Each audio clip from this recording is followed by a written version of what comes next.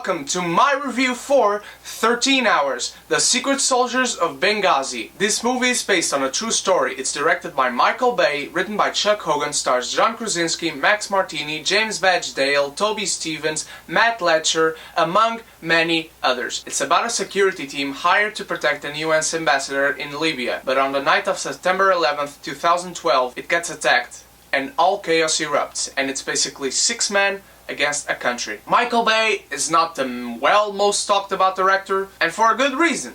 He gave us very shitty movies. However, I have to say that this movie changes it. He does not put a love story in front of this, like he did with Pearl Harbor. Yes, he has his cliches, but he played them down enough not to take me out of the movie. When he puts them on screen, yes, they did bother me when I saw them, but they didn't take me out because it didn't dwell on it. The movie itself kept moving forward in spite of those cliches. And yes, Michael Bay does have some shots that he just took because they are cool. And yes, he has a lot of shaky cam and lots of camera shots in a matter of seconds, which is not needed, and his characters don't really get fleshed out really well, and there are several flaws with this movie. There are some things characters do that are logical, to say the least, but Michael Bay paid respect to these men who suffered on that night, who still, I'm sure, are suffering, and he plays them as humans, and that's what I really liked about this. The characters in this movie are real, they are human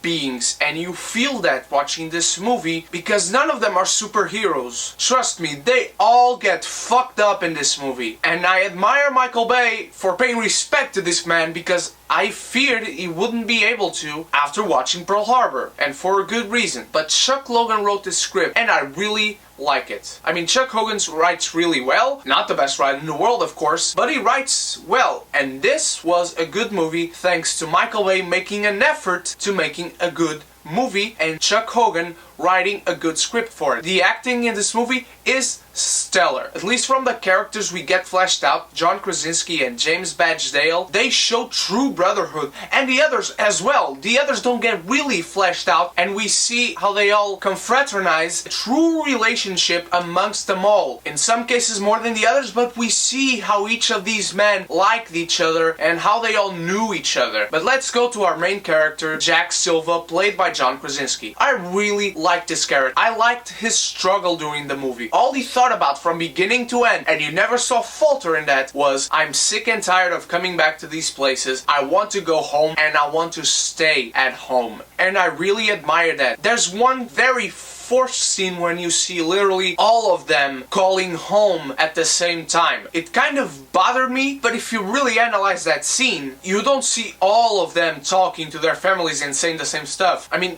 they are 6 guys, and you see 3 of them talking, and they're not all together. John Krasinski is talking to his wife, James Badge Dale is watching his baby play around, and his very young baby, and there's one other guy, which I can't remember, I think it's Tonto. I'm not sure. If you've seen the movie, correct me in the comments below. You see him just talking to his wife and playing around with her. I mean, being kinky and stuff, because I'm guessing he doesn't have children. But I mean, it's cliche that they all have families, but it doesn't bother, because come on, why would you be bothered if guys who are in the army and working in Libya in the war have families? You shouldn't be bothered with that. They want to protect that country, and you gotta respect that. Toby Stevens, who I was surprised to see in this movie, Captain James Flint from Black Sails. I love this man. Son of Maggie Smith, if you don't know.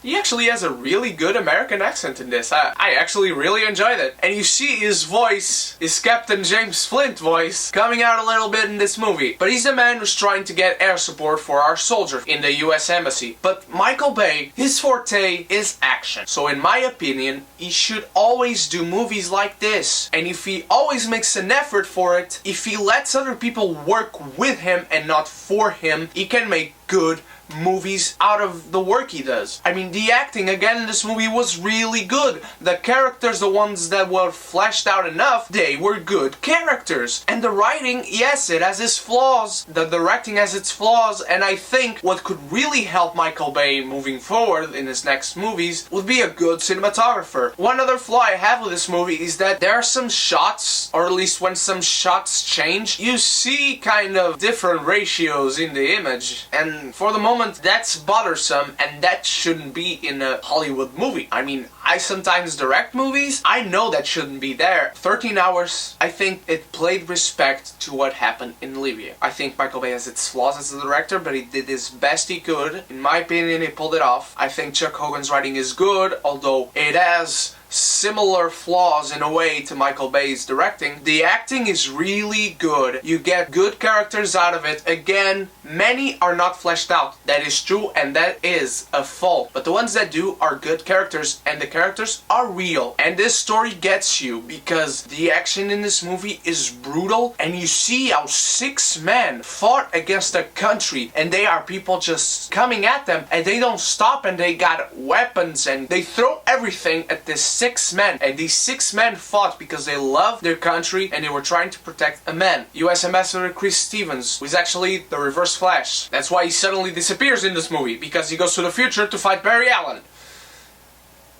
No? Okay, you got good acting, you got good writing, you got good action. Michael Bay, you have your flaws, you did your best, and you did better than before. Let's see if you can do even better next time. Transformers 5, please be good. I really enjoyed 13 Hours, The Secret Soldiers of Benghazi, guys. I really recommend it, and I am surprised about the rating I am giving it, but I am giving 13 Hours, The Secret Soldiers of Benghazi, directed by Michael Bay, a martini.